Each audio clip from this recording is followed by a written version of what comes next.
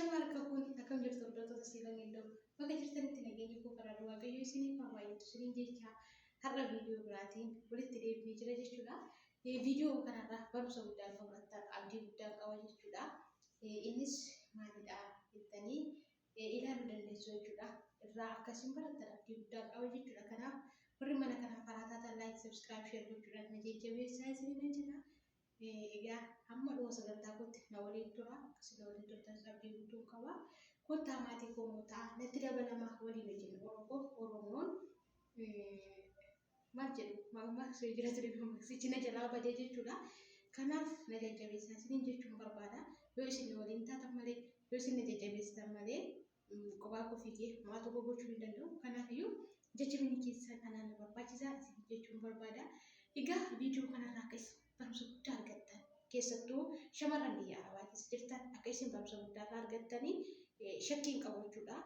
Maaliif kanii anarra gahee isinirraa kan geenyeef yookiin kan obboleettii korra gahee akka warroota fuulduraatiif immoo akka irra geenyeef fi akkasuma warroota gara biyyaa jiran gara biyya kanaa imaluudhaaf warra karoora qaban nuti shamarran wanta baay'eedhaan miidhamuu yookaan wanta baay'eedhaan qalbiin keenya hatamuu hin danda'a. Sida ta'eef kanaaf inni anarra gahee yookaan inni obboleettii korra gahee akka sirrii hin geenyeef viidiyoo kana kan isin hojjedhu jechuudha. Kanaaf akkas ture obboleettii kootu sagalee naaf qabee ture sagalicha isin kan kaaha jechuudha.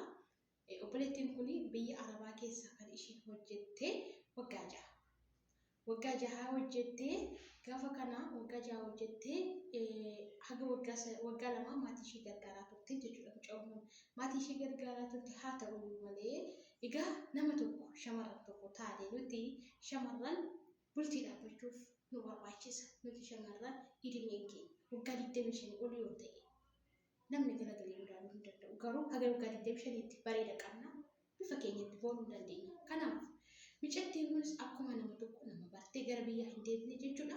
Akka nama tokko nama barte yookaan jaalallee qabattee jechuudha. Egaa haa ta'u malee shamarran kun onlaayinirraa kan isaan waliin haasa'uu jalqabanii feesbuukirraan jechuudha. Kan isaan waliin haasa'uu jalqaban asuma kaameeraa kun malladha. Feesbuukirraa wajjin haasa'uu jalqaban jechuudha. Mucaa kana faana wajjumaan haasa'u. Mucaan kunis akka ishiin jaalala isaa keessa galtuu qalbii booji yookaan dhiironni karaa hedduudhaan nu boojuu danda'u jechootaan akshinii garaagaraa agarsiisuudhaan karaa baay'ee yaadni keenyi gara dhiiraatti hatamuu hin danda'a. Kanaaf mucaan kunis miira inni mucaa kanatti agarsiisu yookaan haasa'anis ta'ee karaa hundumaan jaalala ani siif qaba jedhee inni ishiidhaa ibsu hamma ishiin eegduu olidha jechuudha. Mucaan kun kanumaan baay'ee jaalachaa dhufe jette. Baay'ee jaalachaa dhufe jette. Egaa haa ta'u jaallachuun gaariidha. Jaallachuun nama jira. Maaf jaallatta namni namaa jedhu dhokka. Egaa mucaan kun haa ta'u malee erga jaallattee wajjiniin turanii maal jedheeni akka ishiin wanta qabduun wajjiniin hirmaatanii yookaan wanta qabdu wanta asitti hojjettu gara isaatti ergitee akka ishiin birri sun ergitee ittiin hojjetanii borummoo jijjiiramanii akka nama guddaa ittiin ta'an yaada akkasii dhiyeesse. Garuu dhalli namaa dhugaa dubbachuuf arrabni namaa gaariidha. Keessi garaa namaa garuu jechuudha. Bofa bishaan keessaati yookaan buutii isa dhasu jechuudha. Inni ulfaata baay'ee jechuudha. Ilmi namaa baay'ee ulfaata. Mucaan kun gaafa kana maal jedhaani akka ishiin birrii kana ergitu miirota yaada babbareedaa ishiidhaaf dhiyeessaa akka ishiin ergitu taasisee jechuudha. Egaa ishiinis ishii jettee wanta qabu hundumaa haga waggaa lama taatee haga waggaa 3 birriitti ergaa turte jechuudha. Birriitti ergaa turte mana ijaarii jedhanii waan hunda godhee jiranii gaafa kana maal gochaa tureeni manoota kan namoota biraa suura kaasee ergaanii ture. Mana keessa wanta hundumaa guutee jedhee suura kaasee ergaanii ture mana obboleettii isaa deeme jechuudha mucaan kun. Gaafa kana mucaan kunis baay'ee tokko ofitti gammaddee hojii hojjette as gaafa dhufne yookaan biyya kana gaafa hojjennu dadhabbii guddaa qabna. Gaafa wantoota babbareedaa moo namarraa arginu abdii qaba. Kanaaf mucaan kunis baay'ee ofitti gammaddee akka gara biyyaatti isheen deebitu gaafate. Isheenis wanta qabdu hundumaa waggaa 6 xumurattee gara biyya isheetti deebite jechuudha. Gaafa isheen gara biyya isheetti deebitu maal godhaani mucaan kanaanii boleetteetiif egaa maal godhaani mana kiraa fuudhee yookiin mana algaa qabee boleetti eegee boleetti ishee simatee jechuudha. Gaafa kana eessa geessaanii mana algaa sun geessee jechuudha. Achi mana algaa geessee isheenis achi bultee gara mana isheetti galuuf ofitti gammaddee jirti jechuudha. Achi bultee gaafa isheen barii kaatee hin galla jedhuuni maal godhaani mi'a isheen feetee galtee manni bareedeeti ishee eegera waan hunduu sirra ta'e mi'a mana keessaa biiffee waan hundumtu gaggaleeti ishee eegera jechuudha. Suuraa irratti jechuudha. Waan hundumtu gaggaleeti ishee eegera gaafa kana isheen maal goote biyya kanatti gaafa laalu keessattuu biyyoota Dubaay keessatti mi'i baay'ee babbareeduutu jira jechuudha. Mi'a baay'ee babbareeduutu jira. Isheenis gaafa kanaan mi'oota babbareedoo ta'an bittee galte jechuudha. Kan kaleessa birrii ishee bu'uuraa baay'ee irratti. Gaafa kana maal godhaanii mi'a ishee sun fuudhee makiinaatti fe'ee makiinaa qabee makiinaa konkolaataa qabee gaafa kana mi'a makiinaatti fe'ee warra mi'aatiin fuudhaa deemaa warra makiinaatti jechuudha. Warra makiinaa nama ajaa'iba galuun midhiira akkasitti garaa jabaata jettee yaaddu jechuudha. Gaafa kana isaanii fuudhaa deemaa isaanis fuudhanii deeman jechuudha. Micoon kun maatii isaa hin beektu maatii isaa keessa obboleettii isaa beekti obboleettii isaa immoo kan isheen jirtu Saawud Arabiyaa jirti jechuudha. Ishiin hin galle yeroo suni dhaqxee micattii ji'a afur jechuudha. Kanaaf wanta beektu tokkollee hin qabu jechuudha micoon. Kanaaf maatii isaa kan biraa hin beektu biyya ittiin himateeni dirreen cinni jedhee himate. Micattiin immoo dhaloonni ishee Adaamargaa yookiin Meettaa jechuudha micattiin dhaloonni ishee. Inni immoo isa jedhee himate dirreen cinni jedhee himateeni. Amma maanti dhaloonni isaa eessaa akka inni ta'e hin beekamu jechuudha. Gaafa kana maal godhaa mi'a warra makiinaatti kennee isheef inni haatanii dhaqanii mana ciree affeeree duuba deemu gaasanii warri makiinaa mi'a fudhatanii deeman waan ta'eef inni isheen immoo fataa jedhanii deemu qabu. Nama ajaa'iba dhugaa dubbachuudhaaf. Gaafa kana mana mi'aatti mana nyaataatti godhee qursii nyaannee jettee shaanxaa kanarraa fudhee jettee amma jaalala haaraa keessa garuu narra gaasnaa wajjin dhufanii waan baay'ee nama ajaa'iba waan baay'ee nama ajaa'iba. Gaafa kana maal gooti shaanxaa ishee gaafa isheetti kennitu warqii harkaa bitattee galteetti jechuudha ishee sargiidhaaf ani qubeellaa godhatan. Isa isheen qubeellaa godhatan sun fuudhee harkatti hidhateen fidii gaafa sargii keenyaa hidhannaa jennaan marra qoqqobarra sun hidhattee haati manaa biyya alaa jirti jedheen jechuudha. Kanaaf isheenis homaa jenneetti kennite jechuudha. Gaafa kana maal godhaanii mana ciree sun taa'ee ishee ishiin teessee qodaqee waan ta'e bitee fadhee jechuudha. Eessatti Addis Ababaa Atoobis taraatti jechuudha. Gaafa kana dhaqee waan ta'e bitee dhufa jedhaanii inni achumaa jalaa bahee baduusaa jechuudha. Teessee eegdee sa'aatii sun sa'aatii sadii jettee sa'aatii sadiirraa kaasee gara sa'aatii jaatti bakka sun taa'ee eegdee. Maatii isheetti bilbilannee maatii ishee kaleessa abbaa kutu na gaggeessa jettee har'a garuu kan naqeessi mataa isa jechuudha. Har'ammoo akka ishiin galtu maatii ishiin beekanii ani dastaan koo hundumaa xumuradhee gara maatii kootti isa faana dhaquuf karoora kootii jette isheen.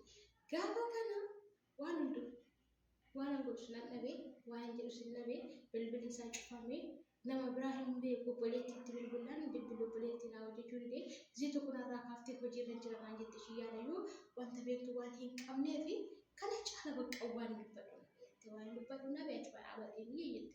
Biyyiitis dhiftes finfinneetti eenyutu si barbaachuu danda'u. Keessattuu immoo shamarran keenya warroota akka isaan namni barbaachuu hin danda'u. Kanaaf akkasitti akkasuma godhee jette. Gaafa kaan immoo hundumaa yommuu dabaltee miceettii sun guyyaa tokko faana bultee waan isin ajaa'ibu jechuudha. Guyyaa tokko faana bultee nama biraatti bilbiladhee jettee hiriyaa kootti bilbiladhee magaalaa hoolotaa keessa taa'ee jetti. Magaalaa hoolotaa keessa taa'ee birrii immoo hanji'a afurii waaqa ishee gargaaru jechuudha. Birrii kan ji'a afurii immoo daldaalatti gadhee buukii koorratti gashiisin eegana galee buukii haaraa baasifachuuf isarratti galmeessifachuuf kan qophaa'ee jiran jiraatti. Achi gaafa kanii namichatti bilbilee miceetti dhuftee na fuutee namichatti bilbilee birrii sun naa ergee amma piroosisii jammaree jettee gara biyya alaa deemuuf maatii isheetu osoo nama jechuudha. Gaafa piroosisii jammaru jettee waan daba xumuree gaafa meedikaalii ulfii garaana jira jette. Gaafa meedikaalii ulfii garaana jira. Gaafa kana waan dubbadhu wallaalee waan godhu nan dhabee baasisuudhaa fi qoricha gisee sadii dhugee jette. Waan isin ajaa'ibu dhugaa arge. Qoricha gisee sadii dhugee qorichi yeroo sadanuu baasuu danda'e. Bakka kuni oolmarraa fedhamu haqa yoo ta'e hojjeteera jedhee nadhiise. Gaafa kana hin hafe jettee. Achi Gaafa kan mucaan kun ulfaa'ee ammas bakka falli biraa waan hin jirreef kun fedha waaqayyooti. Karaa ittiin dafqi koo deemu yookaan karaa ittiin nama kana argadhu ta'uu danda'a jedhee murteessee mucaa kana deemee magaalaa Hoolota irraa kireeffate dahee jirti.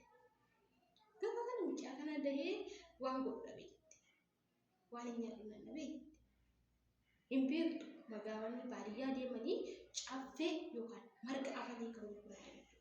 Marga haamanii kan gurguran. Marga sun haamee gurgure. Marga sun haamee gurguruu jalqabe. Isaan guyyaadhaan dhukkubee birrii 100 dhugaatti. Qorsii koorraa nyaadhee mucaa kootti irraa aannan fidee guyyaadhaan dhukkubee birrii 100 dhugaatti. Gaafa kana dhukkubeen sun naafee jirti. Dhukkubeen sun gaafa naafa'u birrii 28,000 qubichi. Dhukkubeen sun dura naafee jirti. Ixaan tokko darbee ixaa lammaffaa. Gaafa kana paaspoortii waan hin qabuuf dafee paaspoortii koo kennadhe jette. Paaspoortii koo kennadheen ani daldalaa na ergee akkasiin jedhee jette. Birrii amma kanaan qaba na ergi achi gahee hojjetee siif erguu nan danda'a jedhee murteesse. Achiin ishee naan jedhe. Mucaa koo fuudhee hiriyaa koo ishee gaafa duraa achi dhuftee na fuute sunitti mucaa koo kenne gara biyya alaatti deebi'e. Biyya alaatti deebi'ee warri dhukkubee sun egaa gaafa isheen deemtu waasii koo sun gaafa qabatan dhaqee hojjetee ji'a tokkotti birrii warra dhukkubee hunduma isaanii kanfalee jette. Kanfalee xumure. Gaafa kan waan hundumayyuu godhee mucaa koo barumsa koo achi taa'ee nan barsiifadha. Waan hunduma nan godhadhaatti. Gaafa kan macarrashaa irratti maaltu ta'a beektanii mucaa koo akkasuma nama biraas akkanuma godheetu ijoolleen kun waan irratti wal baran tiktookii irratti wal baran. Isheenis seenaa ishee batte. Isheen kunis seenaa ishee batte. Nama akkasiiti jette. Nama akkasiiti jette. Lama isaanii tokko ta'an nama tokkorraa akkas ta'an jechuudha. Isheen sun garuu hin deemne. Isheen sun hin deemne qabeenya isheetu saamame. Isheen kun immoo deesse qabeenya ishee saamame deessellee jechuudha. Kanaaf lamaan isaanii har'a biyya Dubaay keessa jiru. Biyya Dubaay keessa jiru. Isheen haati mucaa sun magaalaa Hoolotaa irraa mana bareedaa ijaarratee jirti. Galata Waaqayyoo jettee anarraa waan guddaa akka baratan abdii qaba. Kanaaf namoonni keenya yookaan shamarran keenya gaafa biyya Arabaa dhufan dhiira feesbuukii yookaan iimoo yookiin telegiraamii waasaappiidhaan baruu hin qaban. Ergaa boqonnaa dabarsinaan jettee kanaaf obboloonni keenya biyya keessaa biyya alaa akka jirtan warroonni sagalee dhagahaa jirtan adala keessa warroonni fuulduratti dhufuudhaaf karoora qabdan warris dhuftanii lafa kana jirtan na argaa jira jettee jedhan. Kanaaf kanarraa waan guddaa akkasiin barattan waan guddaa akkasiin hojjetan abdii guddaa qaba. Of eeggannoo cimaa gochuutu nuuf jiraata jechuudha. Kanaaf haadhiif dhiirri nu gochuusa. Kanaafiyyuu waan akkasii gochuu hin qabnu waan argan irra keenyatti kunuunfachuun nurra jiraata. Hamma dhuma viidiyoo kootti waan dhaggeeffattaniif galatoomaa isin jechuun barbaada. Eebbifamaa turtii gaarii naa qabaadha.